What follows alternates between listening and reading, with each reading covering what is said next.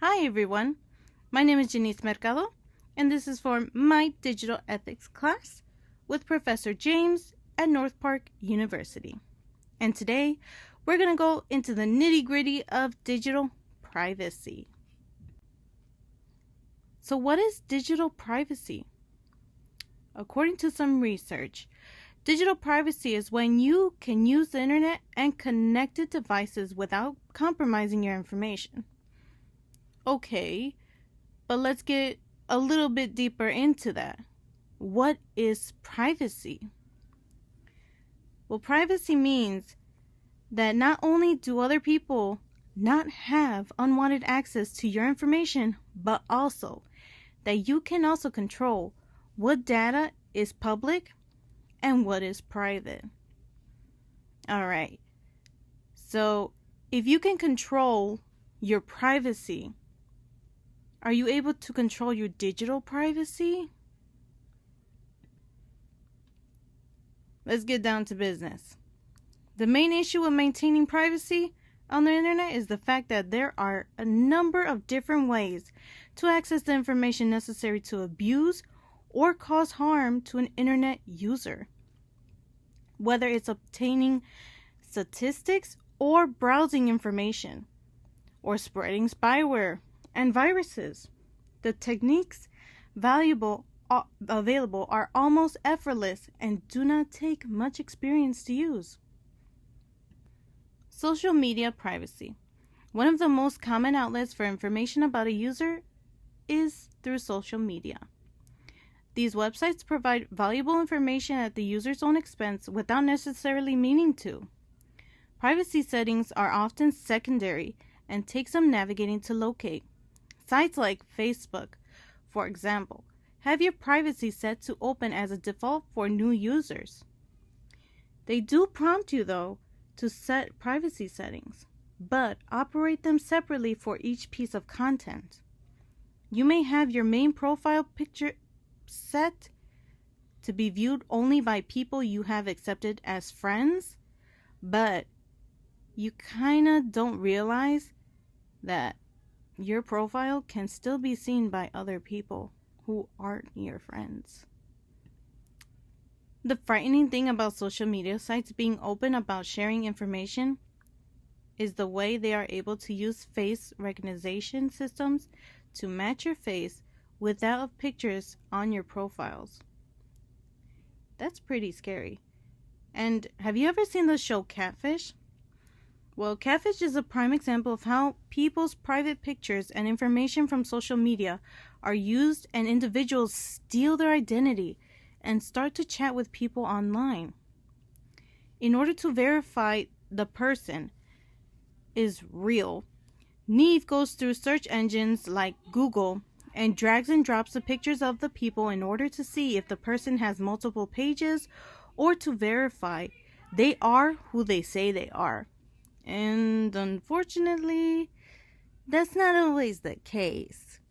And that's where the term catfish comes from, because they ain't the person that's on that profile. We have two examples of where our biometric rights were basically not given to us, and our privacy were basically sold by a third party.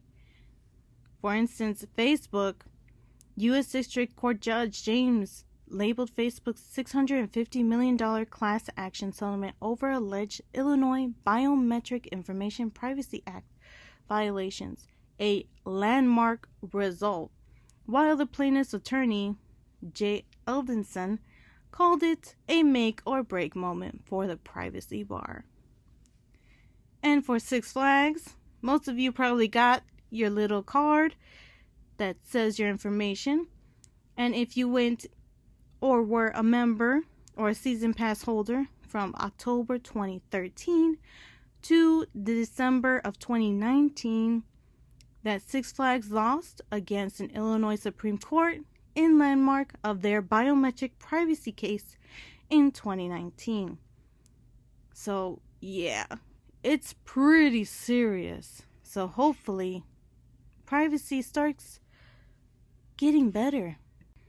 Ooh, cookies. No, I'm not talking about the cookie you actually eat. I'm talking about the cookies that you usually get when you're either shopping online or on your social media site.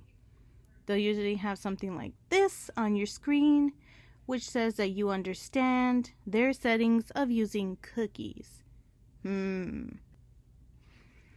But the average user may not know the browsers store them on their computer. But most do not know how cookies work.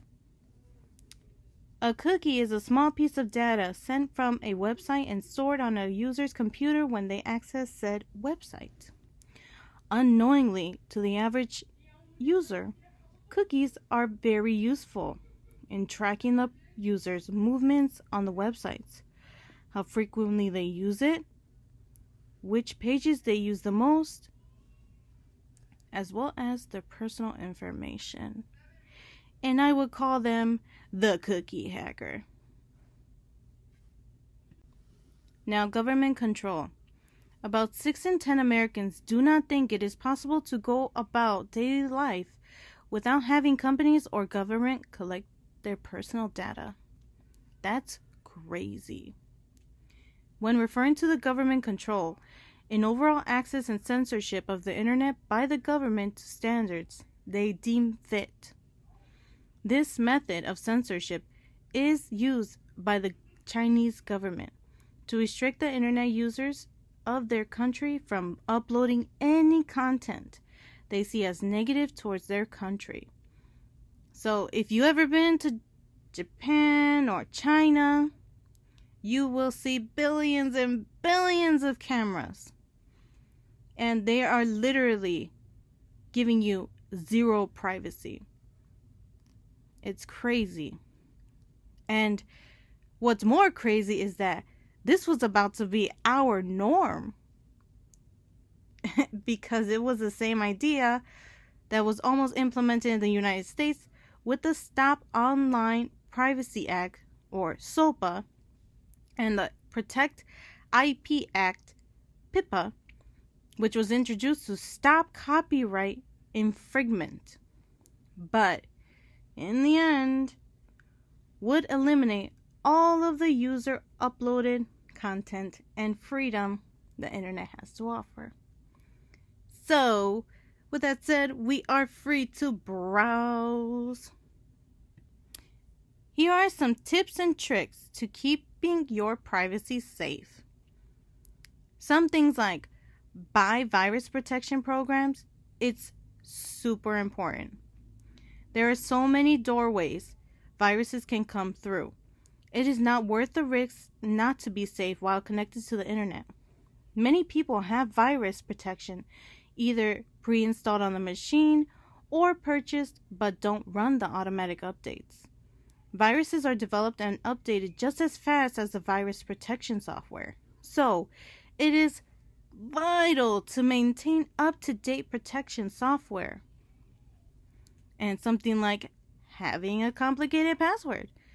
Hackers love to try to get into your passwords. So the more complicated it is, the harder it is for them to get into your account. Another one. Never have the same password for different accounts. This is a good method because in case a hacker does get into one of your accounts, any other account that you have or website or whatever you say won't be able to use that same password because it's totally different and absolutely unique. Never give your passwords to anyone. This is the worst. Why would you give your password to anyone in the first place? But I get it. We're young. We forget. And maybe we need that friend to go into our account. But it is vital you never give your password to anyone. And don't give personal information to anyone also when you're on social media. That is the worst thing you can ever do.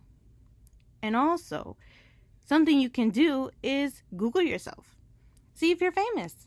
I mean, I know it sounds strange, but a simple Google search of yourself to see what results come up is a good way to monitor your own privacy. There are ways to go about asking Google to remove content from their search engine if you find it inappropriate or slanderous, such as emails or forms in their privacy section of their site. Overall, true privacy gives users the ability to control their data as far as what gets collected or publicized. If people know their activities are being monitored, they may act differently due to that knowledge. This gives governments and other surveillance organizations control over people's behaviors. Privacy gives people power to act as they please.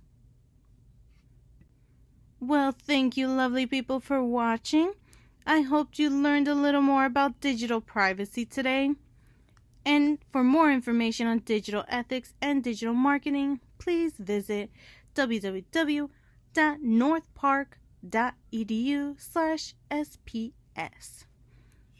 Again, thank you for watching. Have a great day.